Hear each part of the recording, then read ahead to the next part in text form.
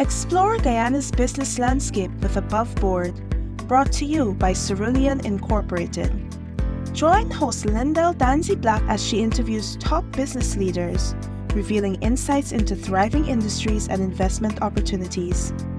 Covering tech innovations to entrepreneurial strategies, Above Board is your guide to successful investing in Guyana. Dive into prosperity with us. Your journey to insights and opportunity starts here. Hello and welcome to Above Board. I am your host, Lindell Danzy Black. Today's guest is Mr. Lance Hinds, the CEO of Brain Street Group and Director of Dream Space Foundation. Mr. Hinds has 25 plus years experience in the provision of professional services for the design, development, and implementation of information and communication technology solutions for the public and private sector agencies. Thank you so much for being here, Mr. Hinds. Thank you, Lindell. Happy to be here. Looking forward to the discussion. Thank you so much. So, ladies and gentlemen, Lance has been in technology. He is the person in Guyana that people would generally go to ask about technological issues. So today we are going to look at the role of technology in the advancement of business, particularly those cross-cutting components in health, education, security, and prosperity, really. So, Lance, I would like to ask you to start off. How has, in your experience, how has technology transformed the traditional business model in recent years? Because after the pandemic, we've seen so much happen. So tell us, what are your thoughts about what the transformation of technology in business today? Well, if we are to start from the pandemic itself, and as a result of having to work from home or generally working remotely, that itself caused a paradigm shift in how technology was going to be applied. It was a very significant move to an online presence, whether it was education, whether it was health, whether it was commerce, business. A lot of that simply had to move to the online environment because pandemic or not, there was still a requirement for services to be provided. It was fine when you first started, but as things settled, we began to look at solutions in terms of, how do children continue to learn? How do we continue to work? How do we continue to earn? How do we to achieve revenue? So certainly in a Guyana's context, even though we've been doing work online for a long time, and many small offices have had already done that. But by the time we got to the pandemic and post-pandemic, there was a massive move towards the online environment to do work. So post-pandemic, we begin to make decisions because we decide that maybe working online is more efficient. Maybe you achieve savings. Maybe maybe your efficiency and your effectiveness is enhanced just by being there. So in many cases, we stayed there as opposed to going back to. So the suite of services that you then had began to increase as well. So the accounting services that might have been an in-office function became an online function. HR became an online function. The joint development of documents, the joint sharing, all of that became that. So all of a sudden, the language for Zoom you heard all the time, Teams you heard all the time, and Google Meet and all of that became these essential tools as part of your as part of your productive environment. And like everything else, that of course shows, especially at our stage, it is piecemeal results. It has worked well for some. Others are still going through the orientation stage as far as moving to that environment and staying in that environment. You have the old schoolers who brought their employees back to the office because that is what they preferred.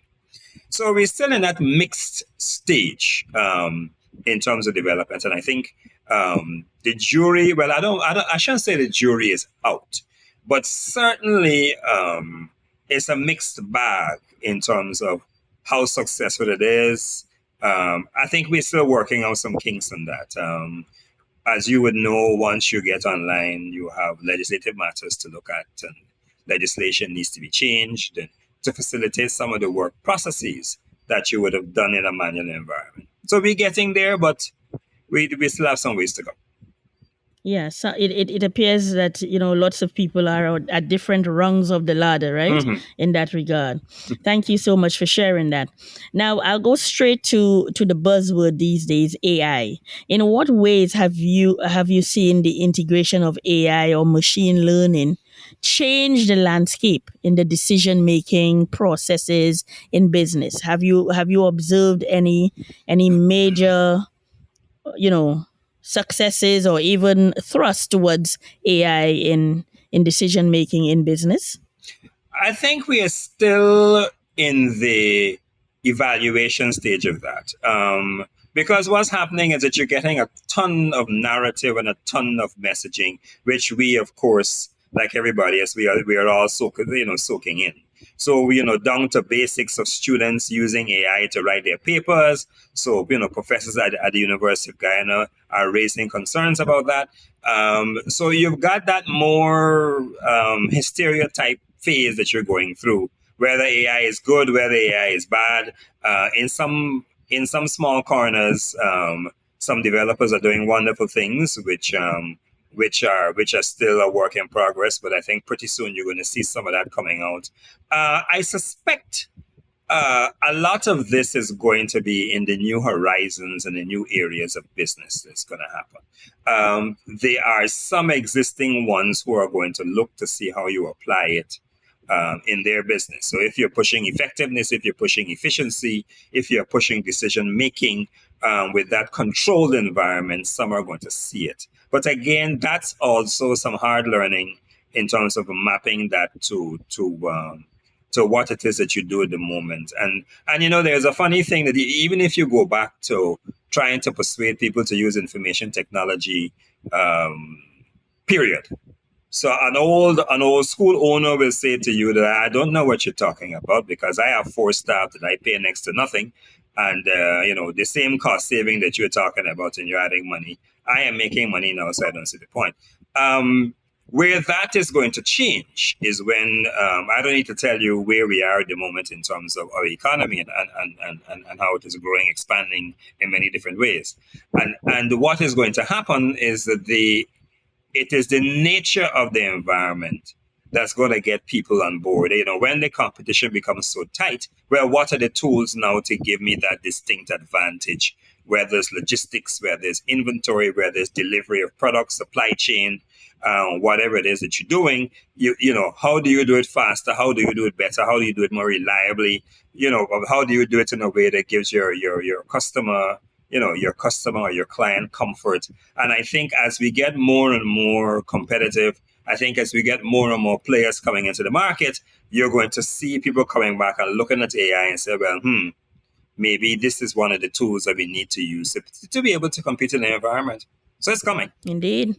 And it's funny that you spoke about that, because, and thank you for sharing, because I was just about asking about the Internet of Things and how it affects supply chain management, operations processes, and you've just alluded to some of those ways that can happen. Is there anything else you'd want to say on the supply chain or operational processes? Well, if I can deal with the Internet of Things in particular, because my interest in that has been the early warning systems, the agricultural production, farming, and what have you. In some of my other activities, you've seen what flooding can do. You're seeing what heavy rain can cause, and so on. The ability to use these tools to help you respond quickly to when it comes, even simple things. I mean, in terms of opening cokers when they should be, watching for water levels, and the IoT systems providing this, the sort of early warning for you to respond to those things. Certainly, in the IoT sense, is something that you want to do. I believe some of the industries here are already doing, in terms of supply of goods and distribution. I think IoT in certain areas are already being used at the at the elementary to medium stages. Right. And just for the listeners, Lance, tell them. Could you tell the folks the importance of cokers in Guyana, particularly because I think that's very important for folks coming into the country to understand it in the local context. Well, not to go down the historical road too far, but because this is ever since I don't know, the prehistoric days or whenever you want to do it. But certainly this was a low-lying, swampy area that the Georgetown coast was drained. And so what you have is an issue that the water comes down from the highlands whenever there's rain, and it comes into this area. So you get to a decision-making point of saying, well, the water will continuously come, but you now have to have a drainage system to begin to process that water when it came. So our forefathers, or their forefathers, depending on your perspective, then decided, well, look, when the water comes in from the highlands, let us find a way to use it. So let us use it for agriculture. Let us use it to provide water to the cities and towns and so on. And so the waterways that they created were earthen waterways. And at that time, and I mean, some engineers come here and say that this is pure genius. And some have said that they haven't seen this anywhere else. But what you have are these metal, right? So what you have is this combination of concrete, metal, and wooden gateways, which with some of them you wind up. There aren't any automated as far as I know. Yeah, there are a few, but the bigger ones. But what happens is that these are gateways that you open and close to begin to guide that water. Now, of course, you let the water come out when it's high. Sometimes you have challenges with high tide and what have you. But these kind of, these are the kinds of things that certainly need automated. The days are gone when you've got a guy going up there and winding up the coker to raise the gates and stuff like that. So certainly technology could be applied. So for our listeners is actually we call it the coker or the sloth bridge. Sloth, right? So yes. So those of you people may know it for different names, but it's important in the context of Guyana and agriculture and so many other things in terms of water and sanitation in Guyana. So the Internet of Things, that's to show you how it can extend. Looking at what Lance was talking about earlier about watching for floods and so on. So Lance, I wanted to point to, before we move on to some other sectors and industries, I wanted to talk to you a little bit about cloud computing. And what role do you see cloud computing playing in the enhancement or the scalability or flexibility for businesses of all sizes? Because we know now that COVID has shown us that we need to be operating there all the time. So, what do you see? What have you been observing in terms of cloud computing? There has been movement towards it. I mean, we have been brought up, so to speak, in having the server next to us at the desk and having our data as close to us as possible because we don't trust it to be anywhere else. But now you have people, you have your employees are mobile, your employees are working remotely, your employees are working, your employees aren't necessarily working in Guyana. So you need to be able to solve the problem of saying that regardless of where you are, you have to be able to access the data for you to do your work. And so therefore the solution to that is cloud storage and cloud computing to be able to do those things. So it is a direction that if you want to evolve as a business, that's the way you need to go. There are going to be some organizations that don't necessarily need that, but others who, because of the sophistication of your working environment now, that's the road that you're going to have to go down. Then there's the cost saving matter. I mean, I don't have to tell you, but I mean, in the days when you had rooms with huge servers and you're using you have special cooling to keep those at a certain temperature, and you have all that thing. Now that's a cost. And if accountants really did the calculations of holding cost in your organization, you're going to see what a hit you're going to take in the books if you take those into consideration. So when you look, so if you have the option of being able to get the same kind of computing power and get the same kind of storage and get to and start doing that, this is what you get over the medium to long term. This is where you achieve the savings, and this is where you improve the efficiency, because you leave that storage to a provider online who has to make sure that you get the same level of reliability and availability, like if it's like if the machine is in your room. So that is a direction, and also from an SME perspective as well. One of the things that I and some others have always argued, that the SME really has to concentrate on their core business. And what they don't necessarily need to be doing is concentrating on where, machines in the office and maintaining equipment and doing things and stuff like that. An affordable cloud solution where they could put up their accounts and where they could put up their documents, Google Cloud or something like that, Google Workspace or whatever, what have you, where you can manage all these things a lot easier, allows you to a large extent to concentrate on your core business, right? And don't, so you're not dealing with the latest version of Windows and the latest version of Word, and that's not your problem, right? The problem is that you have access to the service and you could use that to continue your work. Mm-hmm. Thank you for that. That is really important, especially the issue of the focus. Having the focus change now. From into more of a quick solution, and that's Right. important. Mm-hmm. So Lance, the final question before we move into other sectors is about cybersecurity measures. I know that you've been working with several businesses and organizations, and in recent time we have had even some case studies on issues to do with cybersecurity. What cybersecurity measures do you think are essential for businesses to adopt in order for them to protect sensitive data in this digital age? A concern of mine is how late we have come to the party, quite frankly.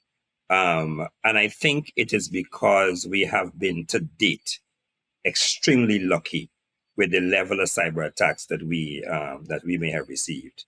I could really, in the last 3 to 4 years, if we've had any, I could probably still count on my left hand, that have been of any significant, that has created any significant damage or disruption. And when I say that, I mean, for example, if you look at what happened to TSTT last week, where they got a severe hack and severe attack, and their data was captured, and I think they're still trying to sort that out. There have been some employee casualties as a result of that. Going forward, the CEO was sacked, and from there, we have been fortunate not to have it. I think that some institutions, like your financial institutions and some of the larger ones, would have put steps in place a long time to be able to protect themselves and make sure that there's a significant reduction on any cyber attack on their systems. I think as we move more to the cloud, like what we're doing now, this becomes an imperative, and this becomes a matter that needs further discussion in terms of saying to people what it is, because now the importance of defensive tools to invest in your systems and stuff like that to protect them from those now become critically important. And it is a line of investment that is not done across the board. So those are the kinds of things that we're going to have to think about, just as a matter of company policy, public sector policy, whether you begin to look at how you're going to be protecting the thing, and also your attitudes in terms of how you access data. So for example, there's a tendency to get upset because some places require two-step authentication procedure for you to be able to access. So you log in the first time, it comes back and says, well, okay, we have sent something to your phone number that you gave us to give us the code for us to go. And now some people are irritated, they ain't got time for that quote unquote nonsense. But these are safety things that you're going to have to do. So I think that we're at a stage where we're doing it. But I think certainly because we have been lucky, because we haven't had what I consider to be real hits to date, um, the um, the orientation is not there. I think we need to be able to do that at all levels, whether it's public sector, private sector, academic, whatever one. We have to begin to look and appreciate the kind of protocols that we're going to have to follow. Your password cannot be as simple as it used to be in the past. So, you attach a number to the name of your dog or something and say, well, you're familiar with that. Well, I'm sorry. I mean, that was fun then, but now you're going to have to think of more, more sophisticated passwords to be able to complex. Yes, indeed. So Indeed. those are the kinds of things. And I still think that the orientation and the work needs to be done, the education, and then you start to look at, what is the policy going to be at a national level? What is going to be in the corporate sector? So if you're sharing data amongst yourselves, how are we going to sell it? Even the way you send emails now will change because it would come with a security certificate, so that both of you agree to have to do the things and stuff like that. So if you're really going to employ, certainly in the corporate sector, real rules and regulations, those are the kinds of things that you got to take into consideration. Absolutely. And thank you for sharing that, Lance. And that is that, we see it every day, the amount of sophistication that comes with the whole issue of in the Internet of Things, Mhm. and it's of importance to our business. Now, Guyana has been on the radar of international press, organizations, conglomerates, etc.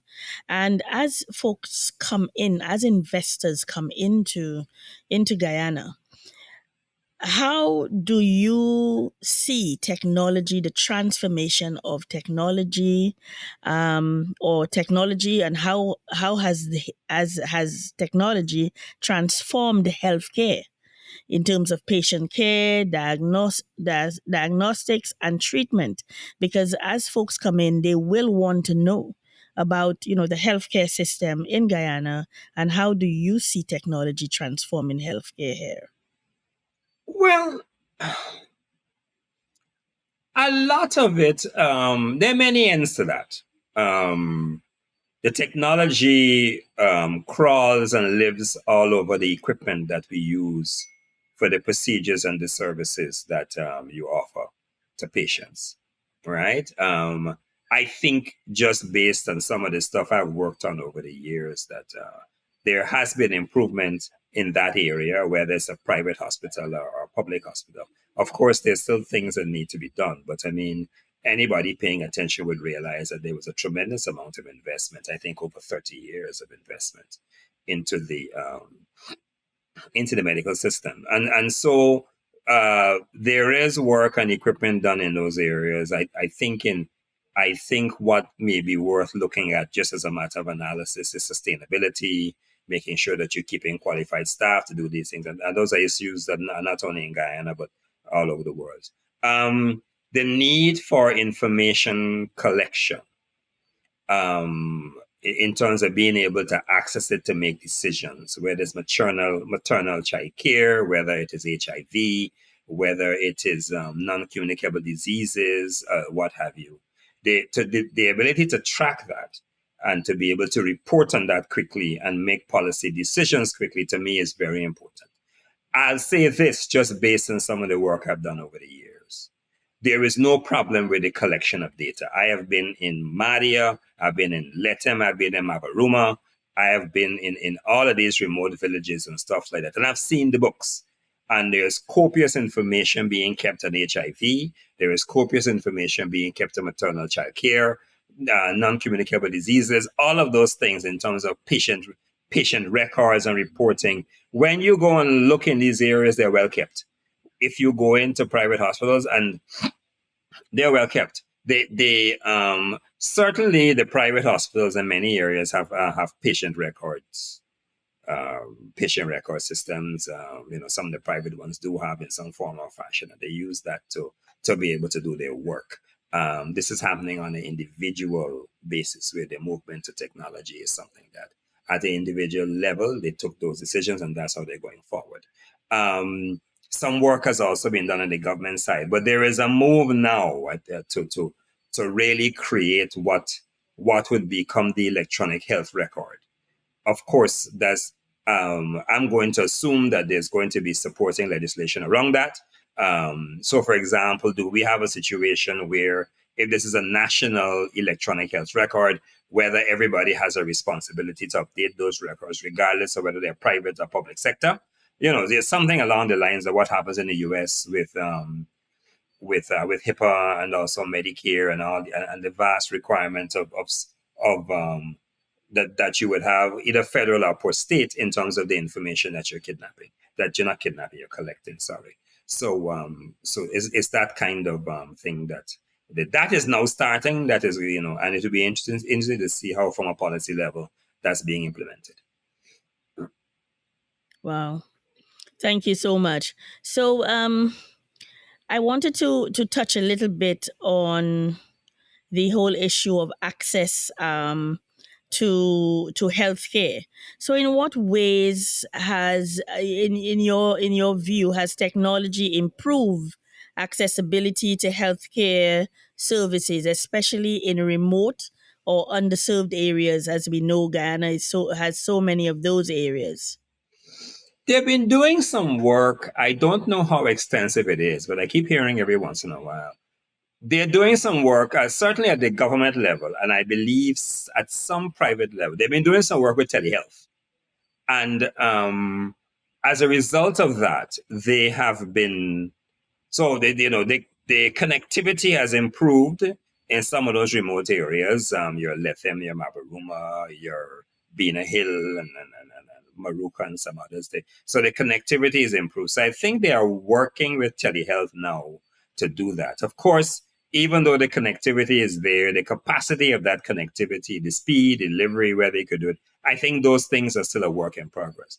But certainly on the government side, I think they're working with telehealth, and there are some private initiatives in terms of doing that as well. So that's the one thing I think, if they get that done in the coming years, probably, the next 2 or 3 years or so, that will certainly be a leap Three into, years, yeah. right. That they'll be able to do that. Another thing that's interesting as well, that's going to help that, is I think that I read somewhere that the plan is to build hospitals in a lot of these regions. And so I think, depending on how you set up your information network, there may be some distribution of some of those services that you'll be able to access locally, as opposed to having to go to Georgetown. So a lot of that we will see as this process goes forward, in terms of doing that. I don't know whether the fact that you're providing telehealth, there's an improvement by default. Whether you could sit down and do an impact study to see, well, how many patients are accessing that, how many are benefiting from that, but that remains to be seen. Well, that has the policy as well, because if you're building more hospitals in these areas, do you then decide, well, all right, since they can't come to Georgetown, maybe they could go 5 miles or 30 miles to a hospital, as opposed to still continuing with telehealth and so. So how they put those things together in terms of the delivery of the telehealth service in conjunction with the hospitals that they're building, that is what we're going to have to wait to see. Thank you for that. I know that when it comes to technology, especially within the healthcare, or the health sector, the conversation can be long, because there's so much to talk about. But thank you for sharing that bit on health, and I wanted to also to move into education. and to ask you a couple of questions on technology in education. For example, how has technology in your mind changed the landscape of education from traditional classrooms to online in Guyana? What have you seen and what have been your experience? Well, again, back to COVID. You took a decision that you had to move and provide a range of services and education online, right? So you actually took the classroom with chalk, and you took the chalk, you took the board, and you put it online to be able to teach. So you continue to do that, and then there were some efforts to put learning platforms online, and then this is where we learn Zoom, we learn Teams, we learn all those things. Then some schools themselves, the private schools, invested in online learning platforms to be able to provide services to their students. That also happened. The government, to some extent, through their learning channel and radio, also provided us a set of education services. As a matter of fact, they actually, I'm not quite sure if this is completed, but they had actually put televisions in some of those villages to be able to use something like the network. They were going to put up a digital switching solution to be able to deliver education in those villages. I don't think that part is done yet. They're working on that. But here is but again, post COVID, is how you think through this, because there's a human element, I think, to online learning at a particular stage. Online learning, I believe, especially in a Guyana environment, should be a little more incremental, and a little slower than the pace that we had to employ in order to deal with the COVID pandemic. So, unfortunately, the concept of online learning became a casualty of that, in the sense that a friend says to me that she gives her son pocket change, and he goes to school with that, and whatever that money can pay for, it'll pay for. And the next time she got to feed him is in the evening. You're online at home. She said, well, the boy's head is always in the fridge, so he costs more. So you and not only Guyana, because you got to a point where the parents couldn't wait to get them back to traditional face-to-face teaching To the school. because Indeed, absolutely. right. So that hurt. They what that hurt us in a strange way, uh, in terms of what online learning could have been, in terms of delivering education delivery to kids. Because by the time COVID had finished, nobody want to hear that for a little while, and to go. So um, so a lot of it now is to go back, I think, to some fundamentals. Um, even if you start off, which some schools are doing. I mean, it's an online repository for your homework and for exercises and questions to practice. So this is your source. So teachers might say to you, well, look, I'm not giving you notes and things. My notes are online. If you want to get it from there, you could do it. If you want to ask any questions, leave it there. I'll get back to you. So it's got to be an incremental process as you to me, you reintroduce this a little differently. And then you begin to expand it as time goes on, because the schools, because of and then the benefit of that, like for example, I was helping with a matter at Queen's College where they were short of there was a shortage of math teachers. So there were a couple of guys from the US who offered classes at fixed times during the day. Now, this is a perfect example of an application there, because what it now means is that you can access resources outside of Guyana if you need it. So the concept of the academic resource and what the teacher is has changed. And some of that has already been in practice. In fairness, it has been in practice for years before COVID, but certainly what you saw was an uptick in that, doing that. And again, so it's to bring it back in, and it's to begin to, but the way it happened, where we tossed everything online just to get the kids learning again, that caused a bit of a backlash by the time we came to the end of the COVID period. Because Lance, one of the things that I've also noticed is that we needed to be able to teach people how to facilitate online. Exactly. That in itself is a need for some kind of learning and getting people used to the process and COVID didn't allow for that. No. Okay, so I wanted to move from the classroom now, looking at the role that technology plays in providing lifelong learning opportunities and upskilling or retooling in this rapid evolving job market. Because what have you been seeing?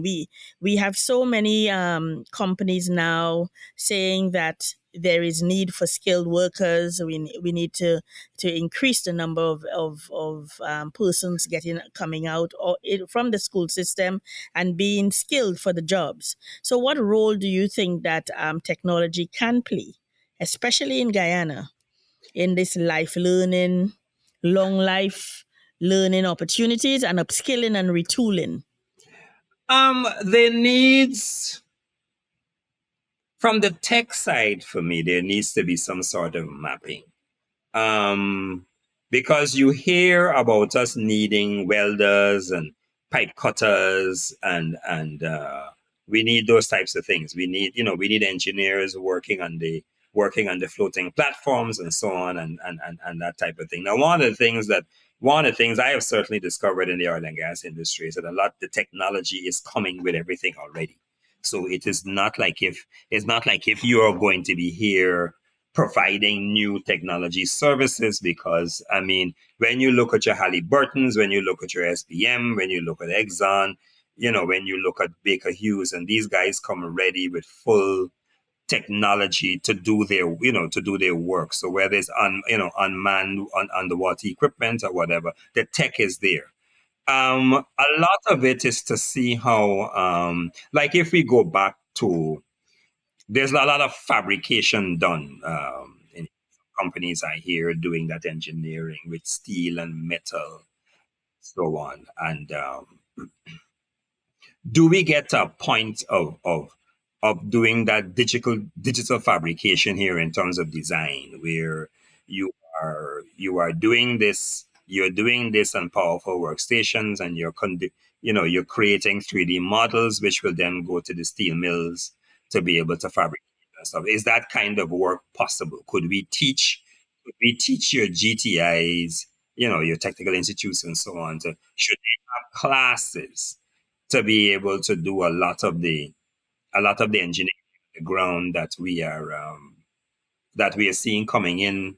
The skill sets having to come in from the various areas in terms of the amount of jobs that we have. So there's got to be the mapping to see, well, all right, if these are the kinds of things that people need to have, how do we teach them? So, the theoretical, of course, could be done online if necessary.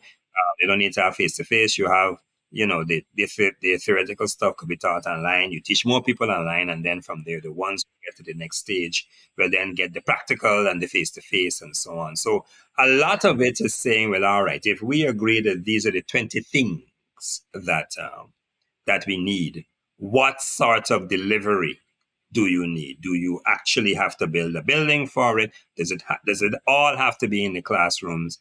How is the education being delivered? And it's not that these right, how blended it needs to be. It's not that these things aren't done. We're now recreating the wheel. It's how we fashion it to make sure that our people get the sorts of skills that are necessary.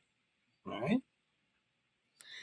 Thank you for that insight, especially in education, because I know that you and Brain Street has your company has been doing a lot of work as it relates to education Correct. platforms, etc. in Guyana, and I know that it would just be so insightful to ask you some of those questions. But I wanted to move into security. In terms of security in Guyana locally, what are the potential risks and challenges associated with the increased reliance on technology for security purposes, particularly? What are some of the risks and challenges that you have noticed? Um, the bare bones solutions. I guess you're Mm. talking about personal security Yes, things personal and things and security. stuff like that. Yes. Well, that technology, Yes, assets and so on. right? Well, that technology abounds and it is always done so. The question of that, as usual, is affordability and who can buy it and who can use it and so on. and how you use it. So, for example, I always wonder, well, you put cameras, I put cameras around, around my house. And the only thing that happens is that I can film clearly this man climbing the gate and going into my house. So, all right, so he comes in, he does it, so what? So, because you don't necessarily have the potential supporting mechanisms to do the next steps. So, for example, what you have now is that somebody comes in your house, the alarm goes off, and if you're connected to a security company, they call it. If they don't get an answer, the troops start coming with guns and things and stuff like that to come and see what the story is. To me, a more integrated approach where there's the private security, there is the huge police call center that will be able to play a part in this. There's a level of integration that is needed to me. If you're gonna deal with security and if you're gonna do it, we gotta sit down and say, well, all right, what it is we're trying to catch, is this something preventative we could do, and so on and so forth? Because some other things come into play. We got to go back to effective crime mapping to see, well, all right, which part of Georgetown, they are the most robberies, the most recruits, the more thing. What is more prone? So do you move more police ranks into those areas to do prevention and things and stuff like that? The data is critical for you to make those decisions about security that will help you fight it. And I don't know whether that is done yet. So yeah, we hear every year that there might be a drop in crime. Where? We got those geographic locations where you could make decisions. So if there's more trouble in Republic Park anywhere else, but then let's start to put police in those areas to see if we could reduce it. And then the data shows you reduce it. And then if it moves somewhere else, but then you keep covering Republic Park and you begin to cover that because you begin to decide at some point. To me, I've always wondered, well, what should be the total amount of police required to cover the issues that we face in this country with crime and security and so on and traffic? So do we have enough? I don't think we have, but the question is, it takes data. It takes the collection for us to be able to make decisions in terms of how we deal with these things. Right? That's it. I on and you. It's funny you spoke about integration, because my follow up question would be about, how does technology contribute to both the physical and digital security, and how can these aspects be integrated locally here in Guyana? Because we all are talking about them a little separate, physical assets, blah blah, and then you have digital security that's also required. So, do you see an integration of those? Well, I think when you start to talk about that's a broad field, because data data has quite a few different points of entry. Um, there is the protection of data online. There are privacy matters that need to be addressed. Um, there is legislation that was just just assented to out of Parliament about a couple of months ago, which deals specifically with data protection, and it is based on the European data protection rights legislation, which we know as GDPR, around the rest of the world, and which outlines very clearly the rules that are required for you to access someone's data and the permissions required to do that. Right? So you have an entire structure to do that. Now, to me, what you then have to do is, once you do that, is where the education starts, in terms of telling the public and let the public understand that what it is you're asking for. So somebody has a responsibility to protect my name, my address, my age, my bank account information, whatever it is. There are going to be rules in terms of what is protected, what is personal data, what is critical data. All those things are defined in terms of what in terms of what you do. What we may have to do is, well, normally what happens like this is that when you introduce this kind of legislation, it is automatically assumed that any clauses that are similar to this in other legislation. So, for example, GRA would have stuff pertaining to privacy. GCOM would have privacy. NIS or wherever it is in legislation. Um, but then you apply a response. So your courts, for example, they keep a tremendous amount of information about you. So therefore, they have a responsibility now more than ever, and at a legal level. They have a legal opposition at the point of the directorship to make sure that they have a responsibility to protect your information and not share it without your permission. So anybody doing hire purchase, anybody doing things, they have a responsibility. The bank has always had a built-in responsibility that data is sacrosanct. That's fine. But now you bring everybody into the thing and say for all those service companies that have on my learning platform, I have a responsibility to the participants that are on that platform in terms of making sure that nobody breaches the data, that breaches the security and stuff like that. So other service providers on it, they have the similar responsibility as well. So it is all those kinds of things that, when we start to talk about security, when we talk about the protection of information, and again, more critical because we're moving more and more into the cloud-based environment. So we're moving information there along with the services. So everybody now has to make sure that responsibility is there. I hope that answers the question, but there's that wide Absolutely. range of stuff. Yes. And that's the reason why it's always a pleasure to speak to you, because of the gamut of knowledge, experience that you bring to the table. So thank you for sharing.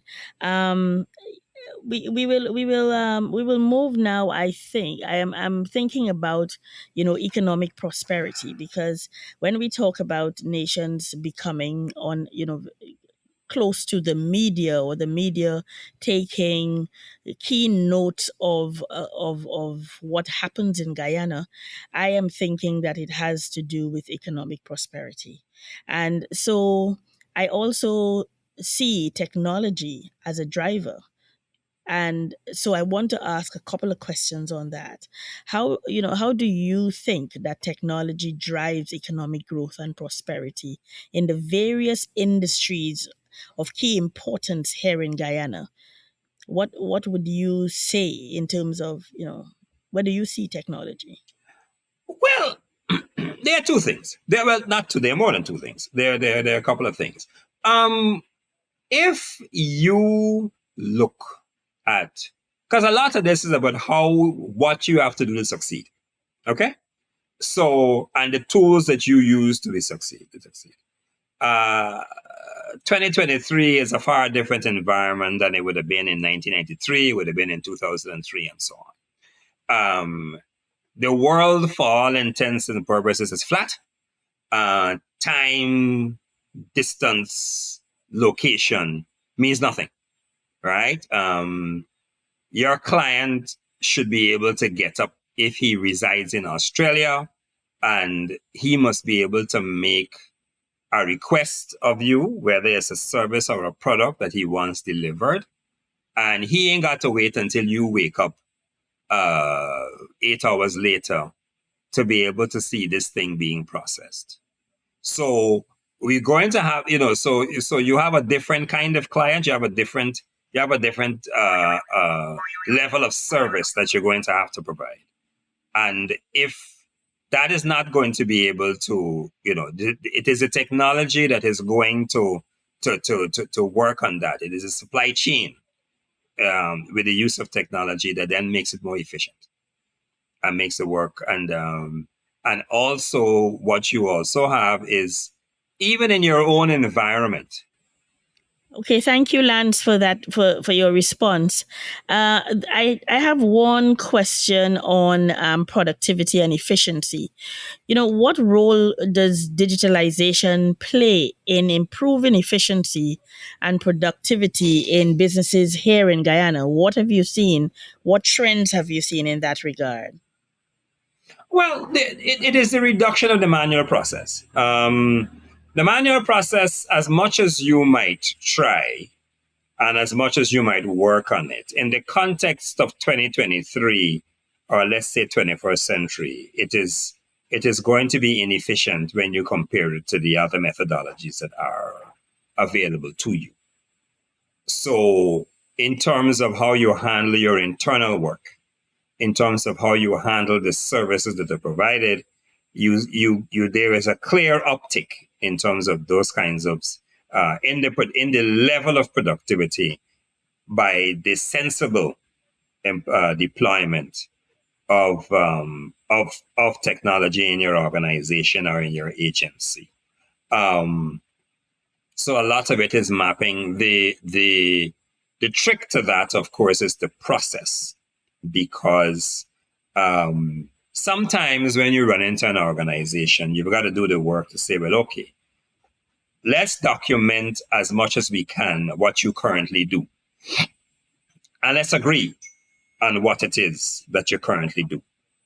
So we agree on that process. This is how you do it from step 1 all the way to step 10. And then you've got to do the parallel work where you now, based on that, you now develop the process that is with the infusion of technology that says that this is the process that we're going to move to. Now, of course, that comes with a little bit of pain and some discomfort, because in the old days, you got the file clerk 1, 2, 3, 4, 5, and 6 running around doing files and stuff like that. In our new process, we don't have that. So what are we doing with the file? What are we doing with file clerks 1, 2, 3, and 10? And that has to be thought through, right? The assistant that's there sitting down, running around, delivering letters all over town for work from you in your new process. What you're doing that for? There's email, there is Google Drive to share, and so on and so forth. But what it is, but what it is this new process that we come to you and say, well, look, this is what you're now doing, and this is what is going to get you to the promised land in terms of revenue, the promised land in terms of prosperity, billionaire, or whatever it is that you need to do. And those are the things that you have to do. But that step, because one of the things you find sometimes is that some people don't necessarily. I've gone into some areas where the youngest person says, well, this is how I do this, step 1 through 10. You go to the oldest member and there, this is how I do it, step 1 through 10. They're completely different, right? They're completely different. So you've got to work your way through that and then come back and say, well, this is going to be our new process going forward. And I'm saying to you that if that part isn't done properly, I don't care how much technology you put in there, right? You're going to run into similar challenges because it's not done following a process that was well designed in the first instance, right? So those are the kinds of challenges that you have. We spoke about technology in so many sectors. We also looked at it as it relates to prosperity, economic growth, etc. But technology itself is a sector. And if you were to add to give some light or shed some light on the trends and innovations in the technology sector, that is helping to shape the business landscape in Guyana, what would be some of those key trends and innovations that you would point to? Well, because people have different beliefs and philosophical ideas, you are seeing many different things. So there's some folks in a corner doing, we're not in a corner, but there's some folks doing AI. All right. There's some folks doing traditional software development to write applications to provide services and stuff like that. You've got that as well. And then you've got the mixed bunch, the online learning services, the remote services, the other stuff, applying the tech to national development or community development programs to do this. So the question would be, all right, so how do you, so we agree that technology is a positive cross-cutting component for all the productive and social sectors and what have you, whether it's health, education, revenue, security, prosperity, transportation, whatever you have. So how does it stand out by itself? And a lot of this is thinking through what realistically you can do. So the first one that you can accept that was structured would have been the call center business. So we've got about 3 or 4 here. It is generally providing decent employment, and so so that was something that. So, for example, the government had focused on that to go. Of course, you're going to have to scale up from there. You're going to do, like, for example, I always like Jamaica as a model. Jamaica has about 30,000 people employed in some form of information technology, especially the offshore services. Not just the outbound calling. It's the other stuff, helping with, people's accounts and their spreadsheet work and their billing and things and stuff like that. So we're going to have to scale up to be doing those types Some of of things that. because Yes. right, because there's a limited longevity of the outbound calling, and most companies will say to you that their busiest times is Mother's Day, Christmas, Yes. Valentine's, things, Around the then sometimes festive. right around the festive occasions and so on. So you got to start to scale that business up into looking at providing software development if you can. If you're providing animation, you got to think now. In order to do that, however, we got to produce more developers. We got to produce more. We got to produce more animators. So again, there's got to be something looking at if this is going to be a standalone business. This is where we are at the moment, and what things do we need to do to be able to take it to the next stage in terms of it being a full funding. There's tremendous potential, as I said. Jamaica shows that you can do that. I wonder sometimes about the only thought I have in terms of the potential of this is the oil and gas sector, because at the end of the day, everything is money. And if you're going to look at a viable sector, regardless of what it is, but if we're talking about technology, well, then you got to compete with oil and gas will pull just because of salaries. Oil and gas will pull some formidable skills that you would be able to use in the technology sector. Again, policy in terms of how you balance these things, right? So these are the things that you need to do. We accept the fact that oil and gas can employ everyone. There's a ceiling to that. So if we do that and we understand that, well, what it is that we need to do from a preparatory standpoint. As you know, I'm in animation, and so there's some experiences where people say to you, well, if you say, well, how do we get work for doing the stuff that we do? So the guy says to you, well, the company I use in India, he has 1,000 animators to do my work. Now, where am I getting 1,000 animators? No, not at all. Not in our industry. Yes. Right. It's the same thing goes with software developers. So another trend is looking at the whole education and development of training and development in that industry. Rapid training, absolutely. Indeed, absolutely.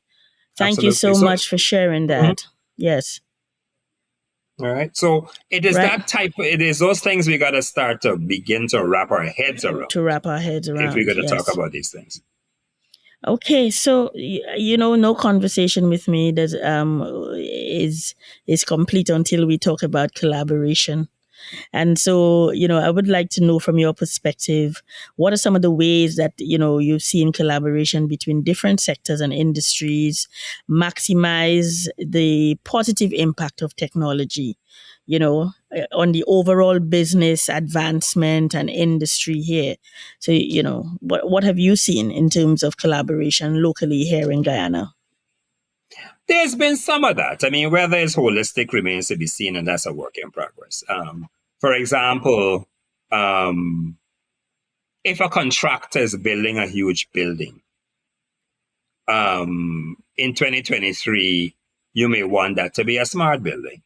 So along comes the IT firm to provide those kinds of services. So you put in IoTs, you put in AI to help with climate control in the building, ACs, cooling, warming, whatever it is that you're doing, and stuff like that. So that has an instant collaboration between the contractor and also the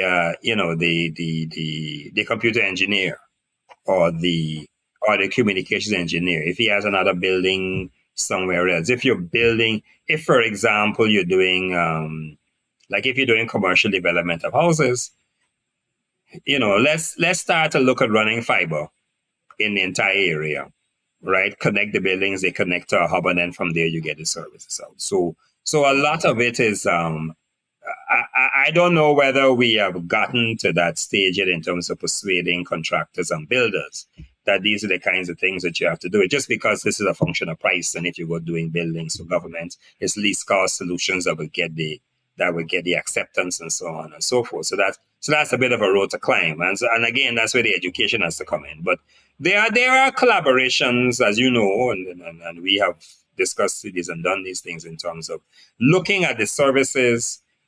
I mean, you could then go after stuff because you got us collaborating with you to put our part in.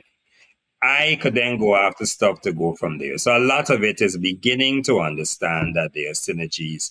A lot of us like to decide to run it for this thing ourselves and then don't get it done the way we're supposed to go. But collaboration is what makes sense. It is more cost effective. You don't necessarily have to go and find people to go and do the things when there are people doing these things already. So it's a benefit to all. It's a benefit to all.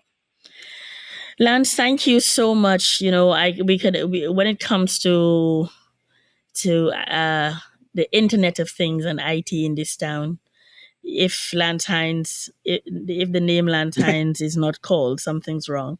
Mhm. So we know how passionate you are about IT, and we thank you so much for your insight today. But noting that you are the CEO and founder for Brain Street, as well as the founder of Dream Space, your NGO, is there anything that you would like to talk about regarding any of these organizations, or any projects, any literature, or anything that you'd like to talk about? Because this podcast will be listened to by folks coming into the country, so we would like to give you a chance to be able to tell folks about what you're doing and any projects that you'd like to talk about. Well, we have been around for a little while. Yes. We we I returned to Guyana in '93, and a year after that the company was formed. So I Wow. think the full gamut of services, we have gone through it. We've gone through the software development, we've gone through the ICT consulting, we've gone through Mhm. um, the education delivery, the online education delivery space. All of that we've done over the years. We're doing animation and stuff like that. We are now, I don't want to say evolving, but there is some morphing a bit to DreamSpace, the DreamSpace Foundation. Um, Primarily because when we look at the kind of work we've been doing of late, it has been in some of the remote communities. We set up remote learning systems during COVID in the Armenian villages, so they would be able to access academic information without necessarily going online to do so because the internet wasn't readily available. So when we look at some of the solutions that we're doing, we created DreamSpace Foundation because it was probably the better way to do it. And Yes. DreamSpace Foundation is a group of us based in Guyana and parts of the Caribbean who we kind of call upon each other to look at using technology for community development, national development, to deal with Right. those types of things. So we continue to provide services on the Brain Street in terms of Yeah. developing And systems you for those who need it. and you've also worked with us in terms of developing that Ethernet in Mainstay, the In Amerindian mainstay community on the on the communities, the Essequibo coast, and that right? project is still working today. It's With still working today, thanks to right? your work and your team. So Right. So we know that you're doing quite a bit of work in Guyana and the hinterlands. You go to places where the faint-hearted fear and that's fun. do some good work, and it's a lot of That's fun fun. for you. You're so passionate Lot of about fun. it. So Lance, today I really want to thank you and thank you for your Sure. time. And if you folks, if you're looking for Lance Hinds, I see him a lot on LinkedIn. He has a lot to say about IT all the time. So feel free to reach out to him on LinkedIn and follow him. I'm sure he's going to follow you back. Okay, thank you so much, Lance, and have a good day. Bye bye. This wraps up today's episode of Above Board, brought to you by Cerulean Incorporated. We are dedicated to elevating businesses in Guyana and the Caribbean through innovation, ethical practices, and high integrity, and a deep commitment to excellence. Cerulean is your partner in navigating the complexities of business growth and success. Are you planning to start or expand your business within the Guyanese market? Cerulean Incorporated is here to guide you. Learn more about how we can help by visiting www.cerulean-management.com or follow us on Facebook, Instagram, and LinkedIn at Cerulean Inc. or Cerulean_Incorporated. Join us next time on Above Board, where we continue to unlock the potential for success in Guyana's thriving business landscape.